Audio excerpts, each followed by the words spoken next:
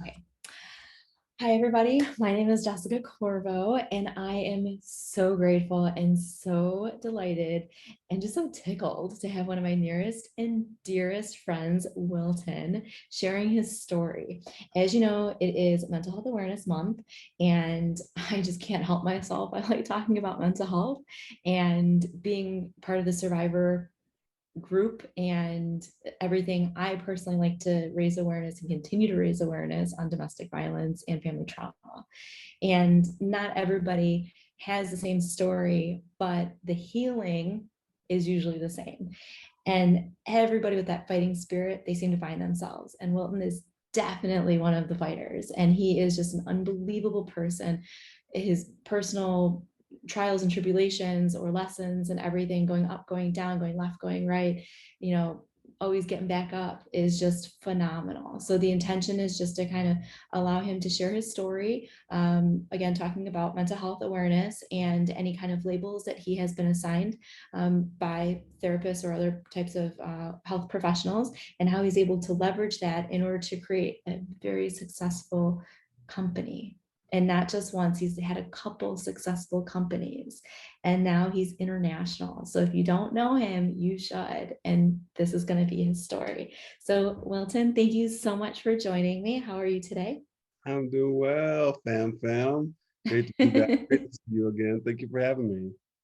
Absolutely. It brings me like such great joy whenever it's just like, hey, fam, how's everything going? And it's like the fist pump and everything. And just instantly you feel like that connection. So you're one of my favorite people, Oh, just so same you here. know. Same here. And every time we talk, even if we haven't talked in months or sometimes half a year or a year, but when we talk, it feels like, the energy is still right there and getting stronger and stronger. So I always love talking to you. Absolutely. We pick up right where we left off. We don't Yeah, skip a beat. We're out doing, crushing our goals and doing our things. And we come back and we're like, how can we celebrate each other? That's the good. Love best, it. the Love it. best. So today, one of the things that I wanted to talk about is depression is one of the, I guess, very difficult topics, complicated topics, because there is no one way that you can't tell. It's an invisible wound. It's something with the mind, right? And with the emotions. And so a lot of people don't necessarily know what is depression. Mm. So can maybe you kind of share with us a little bit on when did you get diagnosed? How did that come about? And more importantly, how have you been able to manage it over the years? Ah, that's great. I love this. Um, well, long story short is I feel like I think I've had depression my whole life. Um, I was only like medically, finally diagnosed about 6 years ago. So I spent 44 years of my life with depression. Didn't even know it. I mean, I knew it, but I knew how to handle it, and and I knew how to get through it. And then I guess when you hit that 44, I hit that 44 mark. I was like, okay, I'm getting tired, but I need a different outlet because I think this is starting to boil up on me, and I'm about to explode. I can only take so much. That was sort of my mentality, I guess you could say. Mhm. Um, but there was a lot of dark times before that, even before I even got to that age, and sort of um, places where I went where I didn't see color and I didn't see life, you know. Mhm. And but at a young age, I think being raised with a Catholic background, you sort of have that mentality. If you kill yourself, you're not going to go to heaven type thing. That's the way I was sort of taught, right? So I had that mentality, but I also have had a grandfather that told me, you know, where I was raised, I was different. I was the only black kid anywhere close within 2 or 3 hour radius, right? So I had to learn how to defend myself in my mind, not physically. And so my grandfather told me I'm gonna have to go through that. It's gonna make me stronger. And the more I prepared myself mentally, that other people are gonna start seeing how good I am in certain areas, and they're gonna cling on to me. He goes, but the numbers are gonna be very small. He told me they're gonna be very small. He goes, you're gonna have 10 people, and one's gonna do it for like a while, and then you're gonna fight these other nine, and then another one will come, and you're gonna fight it. And so he sort of gave me that mentality at a very young age. So I always, whatever I did, I said I'm going to be the best at it. But I'm going to Mhm. also show people that I'm going to bring them along and I'm going to learn from them, and that whatever I learn from them, I'm going to give them the praise on it. But I'm already past that level, so catch up now. Type Absolutely. mentality, right? So, Absolutely. so that's the way I sort of live my life. So that's why I was able to build businesses. I used to work for businesses, and then when I got to a point where I know I was moving up the corporate ladder, I was like, okay, you know what? If I could do that, I might get it, but I'm gonna have run-ins with this person. This is gonna be that drama. I don't want to do it. I've already prepared myself to jump off and take whatever I learned from there and open up a company in that industry. Mhm. In every industry that I did, I just did it, right? Yeah. And and I think that was more of being able to get away from the depression. Mhm. I had a focus, and I always Mhm. challenged myself to certain areas where, that, and I did different industries because I felt like people had to know who I was from different industries. Like it was okay, you know what, you, Yeah. the educational part, the mortgage part, and then the fitness part. Like I'm going to be the best in each one of these. So Yeah. sort It's of it's interesting because when you kind of, unpack it and when you kind of take a step back, it's, on the external side, I mean, you're very blessed to have those strategies, the warrior mindset to just take it one thing at a time, right? So very, very, very lucky to have that because I personally know a lot of people that they have that helpless kind of victim mindset rather than the warrior mindset when they're battling depression. And there's not one that's right or wrong. It's just, pain is inevitable, suffering is optional, right? And so right, you get to kind of like work through that. And I think it's incredible on how you were able to kind of understand what was happening and not be a victim of circumstance or a victim of your mind, but say, all right, challenge accepted, let's get it. right, And then you just try to find a way, whether it is climbing, learning, being seen, because a lot of that is like a big chip on the shoulder for people too, is to get those external validations to kind of balance that internal scale of how you feel about yourself. right. Yeah, and I think most of the motivating factor was being able to see how I could impact people by what I knew. Yeah. And I think for me that was like, okay, now he he's not what he looks like. All those tattoos, he doesn't Mhm. look like that. Or when he wears a hat and cap, he doesn't look like, you Big know, old teddy bear, big old teddy bear. right? Thank you, thank you. Um, and my wife says the same thing. She goes, "Oh my gosh, no one really knows who you are, do they? Like they don't know that you like to stay home, that you don't like to be around a crowd, you just like to just chill, you like to read a book, you like to watch them, you know." And I say because they really don't know, they see an external part. And so I think for me it was more s- not proving myself, but knowing that I can do that and I can show them like, okay, him or his type of people are good too. Yeah, So absolutely. I mean, early days of LinkedIn, I still remember some of my favorite videos, like when we were doing the content league, right? Some of my favorite videos were of hot air balloons. I'm like, this man lives in a magical area. Why does he have hot air balloons in his backyard all the time? And so I think a lot of it is, being able to, when you have something that affects your mind, is being able to keep it simple and being able to find these simple pleasures because life can be overwhelming. And for me, that was like the big ray of light that I saw from you instantly. And I was like, had no idea about anything else, but I'm like, a man that knows how to appreciate hot air balloons and family time and the sun rotating around the world, they have it figured out.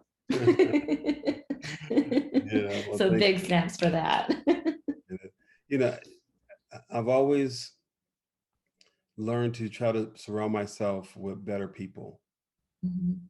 And so when that depression hit, they were like motivators. Like they were the ones like, oh, you're in this, there's an expectation to be that you've put yourself to, you Yeah. know, don't make excuses, don't do this. It sort of kept me on the, and I love that. I still do it. Like right now, I'm like, Yeah. I'm trying to find another level of people in the RPA world. Like, okay, I need next level guys, you know, Friendly uh, competition. Let's go. You guys you ready? know, but I think that's what I really look forward to because I know that at the end of the day that once I maximize what I feel like I can give to the world, I Yeah, could really make a real impact on so many businesses and people and things like that. So that's my absolutely. driving force. So I was able to channel that depression into sort of like, you know, motivate, not even motivation, just channel that depression, block it off completely, like not even let it interfere, like have that conversation of depression, the Mhm. word, you know what I mean? Acknowledge it, but say not today. We're good. We're good. Not Right. Yeah, today. that's And it. shut it And down. be able to Yeah. acknowledge right away, like, oh, yeah, you're knocking on the door now. Sorry, you pass on. Go. Not letting you in. You're knocking at the wrong door to try someone Exactly. else. Exactly. So I think like so once you did get the diagnosis, did your therapist or like any of your doctors, they try to put you on medicine? Because if your current like if your previous strategies weren't working and you knew to try to seek help, was most of it just talking through and then being able to acknowledge it? Or did you go through like a stage of where you're on any kind of meds? And if you were on meds, how did that affect your business? Yeah, yeah. No, before I went to any doctor, I told him, if we're gonna do this, I don't want any medication. Like, if you're gonna try to if you're gonna try to introduce some medication to me, I don't even want to talk to you. Good for So you. that Good was for sort of you. my approach at the beginning. So I cut that off right away. So when Medicine affects the mind. Like you gotta be careful with that right, stuff. right, Like right. So right away that was cut off. Like I didn't even introduce that. So who I was talking to, that was a point. Like, okay, do they understand what I'm going through? Can Mhm. they help me out?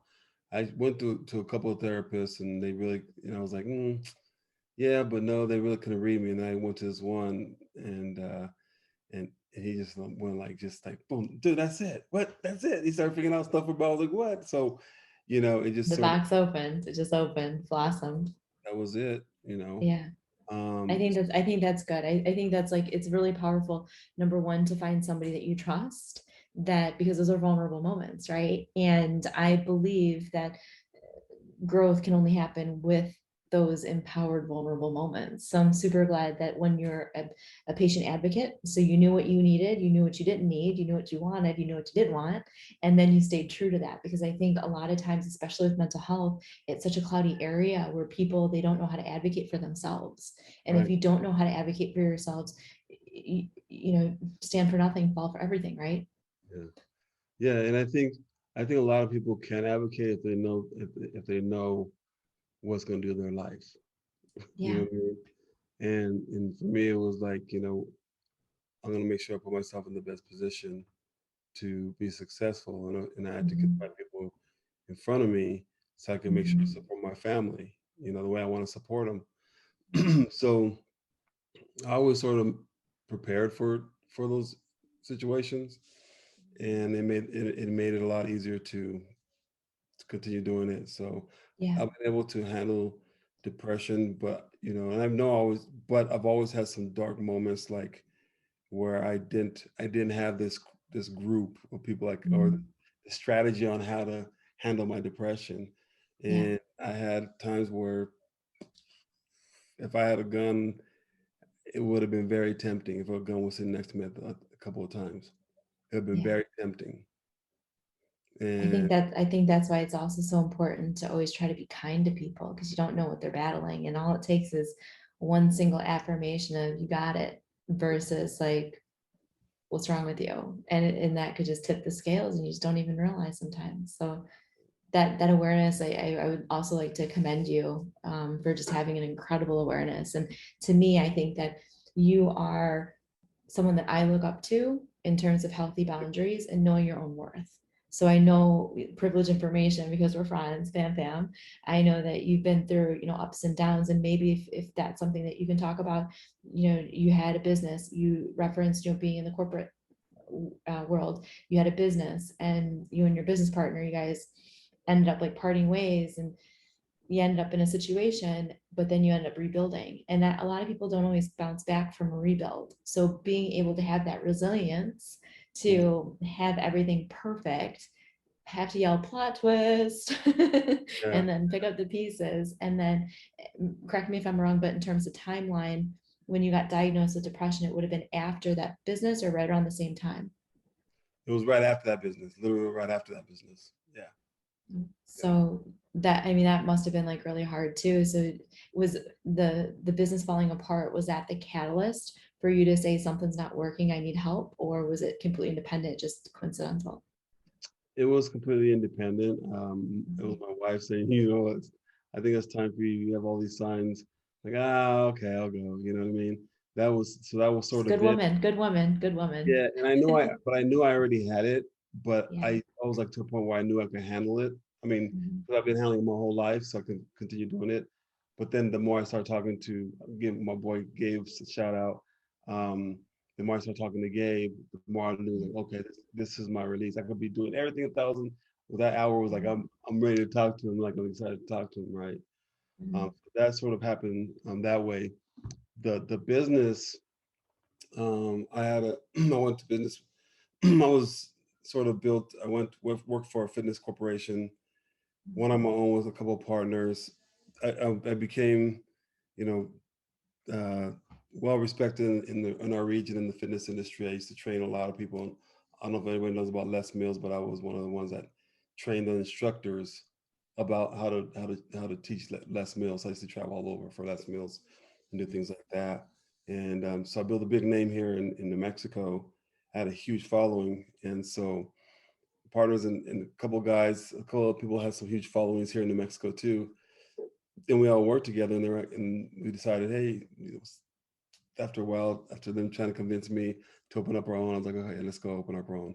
It blew up. Like we had over 1,000 members within the first year. Wow, that's big. Yeah, it's big. And all of our classes were full from like 9 o'clock in the morning to 10 o'clock at night. One of the last classes, they were all full. And we had like 10, 15 classes a day. Yeah. Um, so we were doing very well. And then all of a sudden, long story short, I found out some some money didn't sound right. And I did my research, found out that this guy was my best friend he was my best man at my wedding. And Wow. 2 months later, I found out this crap. Like 2 months later, I found out how much he was taking from the company. So I decided to like, you know what, I don't want to be part of this. I'm out. You know what, just pay Yeah. me what I put into the company, and then buy me out. Yeah. And he paid me for like 2 months, and I finally sued him, and then he filed bankruptcy the day before we went to court. So it stopped there, of course, and but at that time, I was already thinking, okay, this is a hurdle that I could overcome. I was looking to go on my own anyway, you know Right. what I mean? But I kind of figured going with a partner Forced was, your hand a little bit. Force your hand just a little bit. yeah, yeah. Yeah. And going to partners, it wasn't as risky, but it was risky, but it wasn't. I mean, and I can still start packing away to save Yeah. whatever. And so I decided at the time, it's time for me to go. So I went on my own. My most of my followers follow me, and then I opened up my own studio. So I had more of a boot camp style studio, and did well. So Yeah. um, and I started rebuilding it, building a whole new clientele as well. Different Mhm. clientele, and so yeah, it was that part was great. But I think if I would have allowed the depression to really get to me, I would have called it quits there. Like I Mhm. would call it quits. So that part wasn't like I was like I can get through this. It's like no problem. The bad problem is we had just gotten married. Mhm. Now I'm introducing to my wife that just married when we're having a decent life and everything's going well. And all of a sudden, boom, you Yeah. know. And then that's when she really learned. She heard I told her stories about what I've gone through, but she's Yeah. actually gonna be able to witness witness what I'm going through. But Absolutely. to see for her to see how fast I was able to transition, she was like, "What?" Yeah. So, I learned before from my dark days back in the mortgage company. But yeah, so it was Yeah. bad. I think that's a really important thing to kind of acknowledge as well is when we don't have something to focus on, it's really easy to get distracted, Yeah, right? And so when you have, say a family to provide for, I mean, you can be flexible when you're on your own because you don't mhm. always have to share what's going on behind closed doors. Right, But when right. you're providing and when you're with a family and other people, there's a little bit of, I guess, kind of like all right, it's time to get to work and you got that fire under your butt and you got to do something about it. Yeah, And you have that motivation, then you have like the financial motivations, and then you have, it could be you got these demons that you're just like, I gotta slay that demon. I was like, you're not winning today. Call back tomorrow. You're not getting me today. And to be able to focus on something else and whatever like the business might be. I mean, it's not easy to do that, but the fact that you know how to tap into that space is incredible. Absolutely incredible. Yeah. When you, I think when you learn how to know you're gonna go through more hard times than good times at the beginning, Yeah. um, you just check it off your list, you Yeah. know, and keep on moving. That's it, because you're like, Yeah. you know, you don't let it impact you. And I think that's where the depression comes from. Is like, okay, when you let one of those things really hit you hard and, Mhm. and affect you. I mean, you know, like a death of a real close loved one, that can really put you back just because you're still trying to breathe. You know what I mean? Yeah. But you know, anything outside of that's not outside your control, like bad partnership, I had control of that. You know what I mean? Yeah. I, c- Yeah. I had control. I gave them control. What the hell am I doing? You know what I mean? So Absolutely. those stuffs are the ones that that you need to learn from. You need to grow Yeah. from.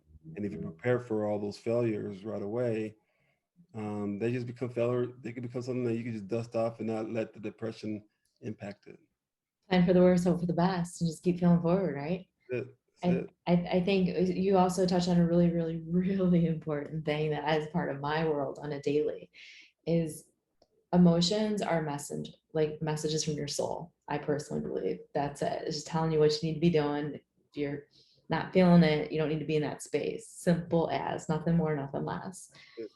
When we get stuck in our emotions, whether it be to a level of depression or just having a normal human response to an abnormal human situation, I believe that attachment is because of the stories that we have in our head of the relation to the situation that's happening versus accepting it for what it is and just moving forward. So going to the example of your business partner, you could have felt betrayal, anger, all these different things. This is your best man, but then you're just like, all right, I accept it for what it is. What are we going to do about it? What are my choices? I'm out. Mhm. And so the fact that you know to kind of like shut that down, acknowledge it so it doesn't fester, but you're just like, all right, cool. What are my options? And then move forward. I think a lot of people can learn from that. So another thing I would like to commend you on. Thank you. Thank you. You know, it takes, like I said, It's a muscle. it It takes takes a lot. practice. It takes a lot of practice. It takes a lot of wounds, a lot of wounds. But if you expecting that, if you can expect that blow, it doesn't hurt as much. You know what I mean? Absolutely. And Absolutely. I think that's the main thing, is being able to be able to wipe yourself up and say, all right, that's the wrong one. Had everything in on Absolutely. that one, but you know what? I have a couple. I know me, and I can go around this route now. Yeah, yeah. And it was really surprising to me when you admitted to me, when you shared with me that you had suffered with depression. To me, it's not that I didn't believe you, but it was hard for me to conceptualize and to understand because I see this. I wouldn't necessarily say a sunny disposition, but it is a sunny disposition because it's rolling with the tide and it's just, all right, what's the next thing? All right, what's the next thing? All right, what's the next thing?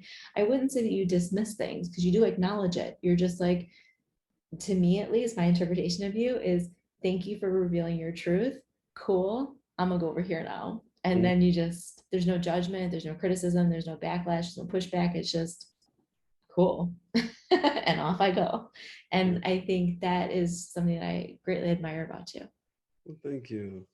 Thank you so much. And obviously it serves you well because let's talk about your current business. So Yeah. you, in the last couple of years, we were just talking before the call on how, you know, staying with it, staying with it, staying with it.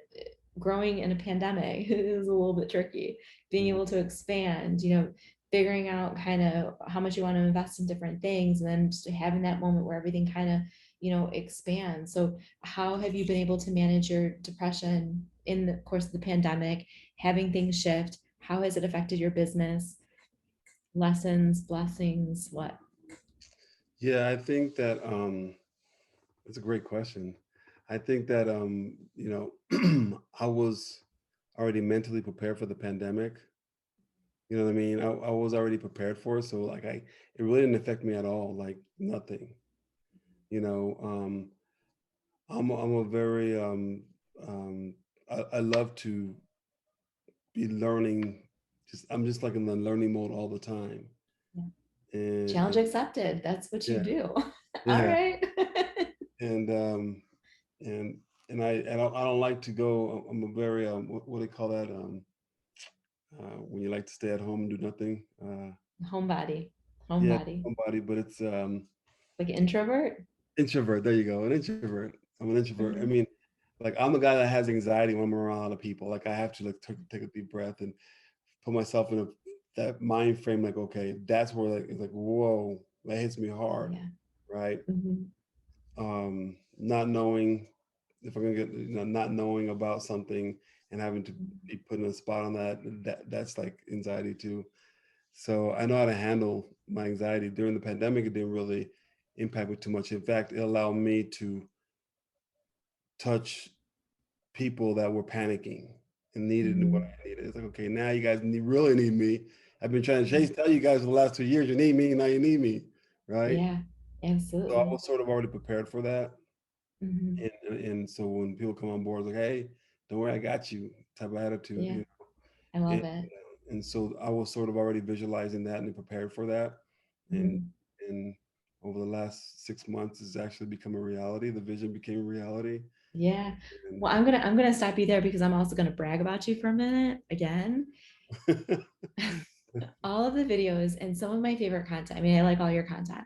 And some of the stuff that sticks out specifically is, do you remember when you were making those videos and you were talking about having that connection and really having like that meaningful connection, whether it be, having a face-to-face meeting. So rather than the phone calls, going and shaking somebody's hand, Mhm. going and bringing them some kind of like gift. And it doesn't have to be like customer appreciation because some of them may not have been your customers yet, but you Right. were able to facilitate and cultivate those relationships.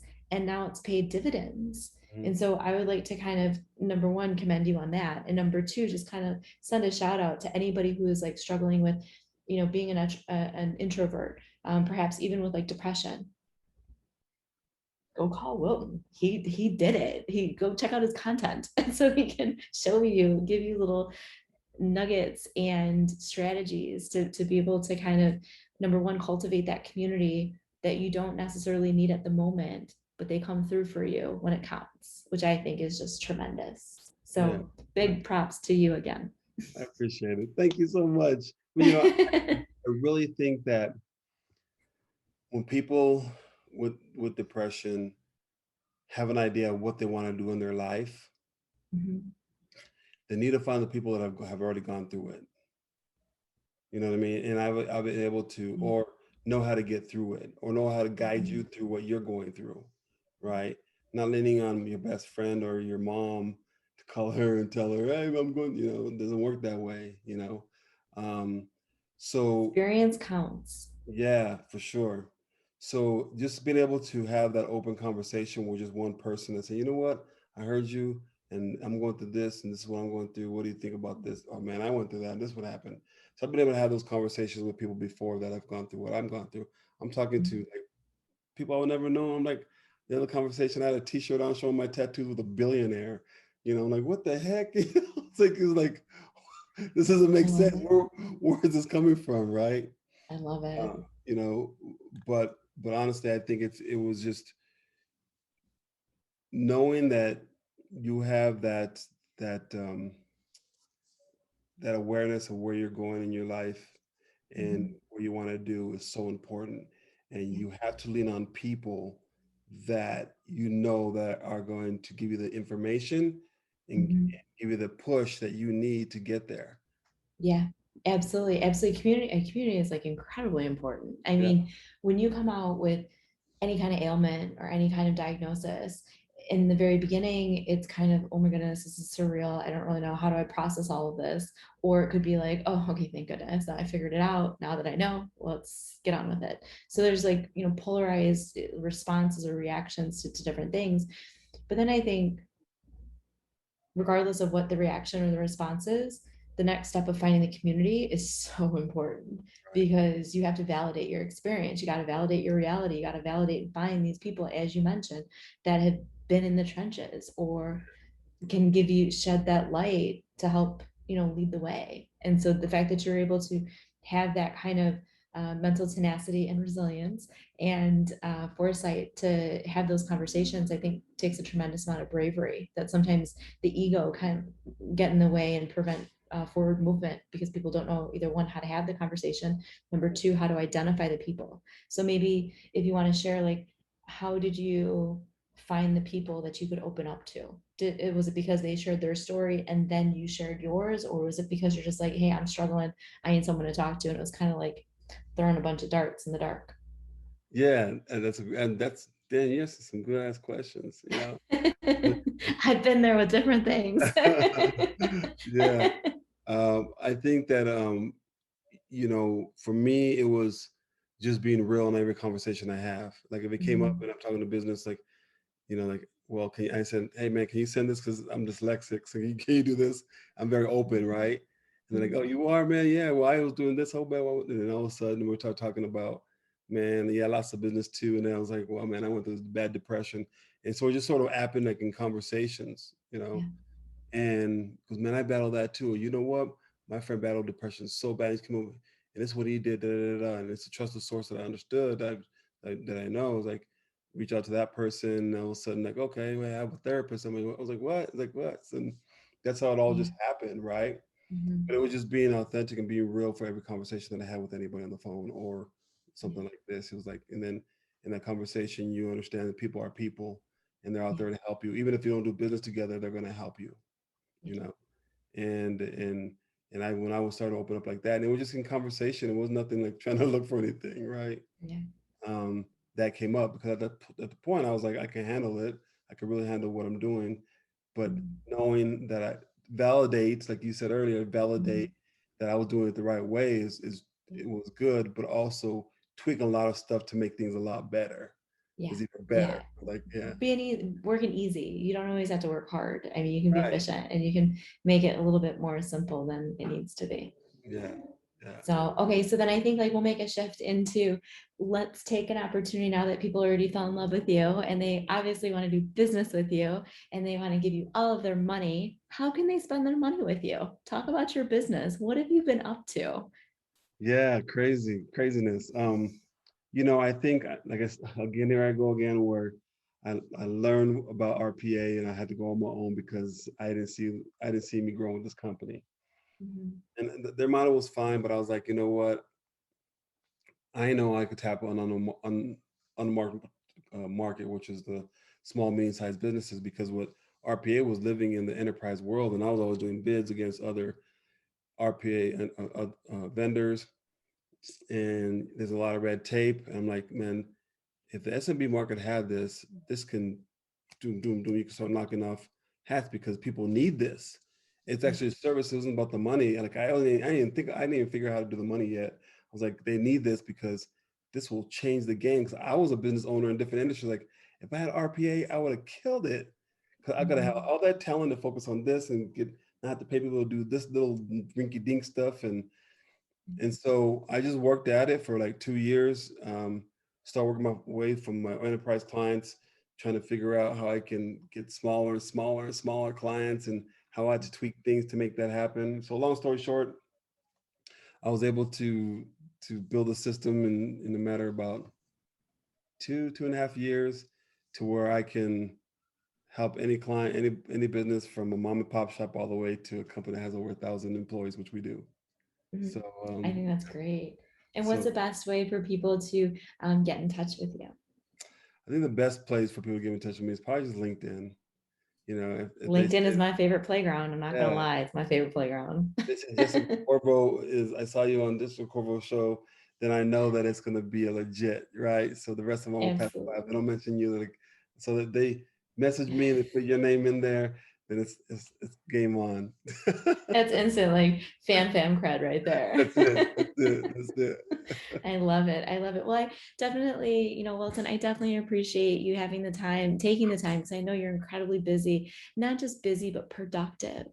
You don't squander any minute of your existence. It's, you prioritize your family, you prioritize your relationship with our creators, and you just have a life filled with love, intention, and success. And all these blessings are specifically because of the way that you just live and love life.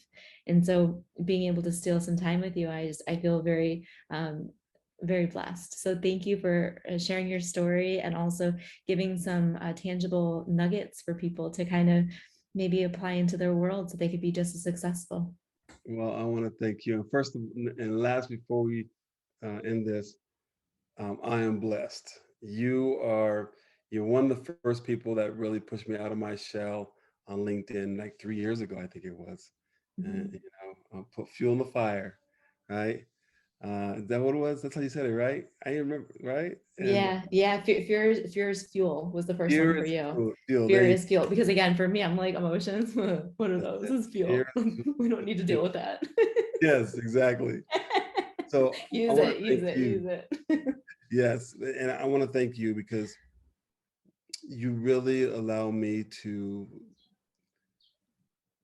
be able to conquer some of the fears, all the doubt. Not, it wasn't even doubts. Like I didn't doubt. It was just more like I don't want to, you know, didn't want to cross that path for whatever reason it Mhm. was, And you pretty much said, forget that shit. Just do it. That's it. Right? Bottom line is what you said. Thank you. That's the bottom line what you said, and I did it. And it really changed the way I see things and the way I do things even now. And Yeah, that was one of the tracks that's got this train moving and allow me to put fear over here to the side and not worry about it at all anymore. So it's everything that. I'm doing is you're a big part of my life, and Oh. you're an amazing woman. I love you to death. Thank you. I appreciate that because it's, a lot of the times you don't think about on how you affect other people Yeah, because you're standing in your lane, you're just motoring and you're just like, oh, this is what we're doing. And yeah, then for and sure. that was before I launched my coaching business because Thank I just moved back. I walked out of an engagement, I left Singapore to come back to the US. I didn't know what I was doing. I didn't have a direction because at that time I was like, "Oh, okay, let me build a network because I didn't want to get touched by people in Chicago." So I leaned into making connections on LinkedIn. And that's how Rob and I met for the Content League. And then we met through the Content League. And then it was just like, I'm just going to pour my love and pour my existence into the people that are around me. And you're in like that world. And that's how I try to live. And through that experience, it was like, wait a second, I'm really good at activating people. you. Let's try to become a coach. And so I started going through the process to get all of those certifications and everything to become legit. And it's just, yeah. So it's a blessing to get like that feedback because you guys, like the whole group, like that was like the very beginning of like, maybe I can do this full time. I actually Yeah. enjoy it. You definitely found your lane. You definitely found your lane, and yeah, I every time I talk to you, it's something special. Yeah, whisper magic. Magical people bring the magic out of everyone else, and everything is just up here. So clear that path for people. So thank you so much. I'm going to leave all of the contact details we'll put it on a banner at the top, and we'll also put it in the details in the bio, and people can contact you whenever they want to bounce around some ideas, whenever they need some support for their business. And most importantly, they're going to connect with you on LinkedIn too to keep up with all the magnificent expansions, because in the past 3 years, it's been pretty magical. It's hard to keep up. It's hard Thank to keep you, up. thank you. I'm loving it. I'm loving the journey. I'm very blessed to have some good people around me like you. So thank you. Absolutely. And happy Mental Health Awareness Month. I'm Yes, glad that you're here. you as well. Thank you.